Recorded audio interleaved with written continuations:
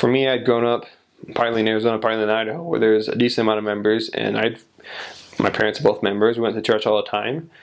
But then really I saw like how much the gospel makes a difference. It's like I saw people they had so many problems, they had so many difficulties, and because they bought on themselves, but also they just didn't really know where to look.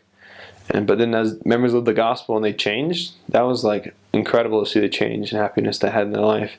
For me, that made me realize like I want to make sure that I'm going to stay strong. Like, we're all going to make mistakes, we're all going to fall once in a while, but to remember that, and it's like the gospel brings happiness. I think one of the closest experiences I had was to see some members. My first day I was there for 9 months, so I could see some members like decided to come back to church, growing, get because of priesthood, and get sealed in the temple.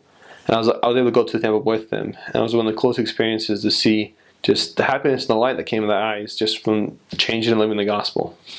I think also like I learned more like studying like.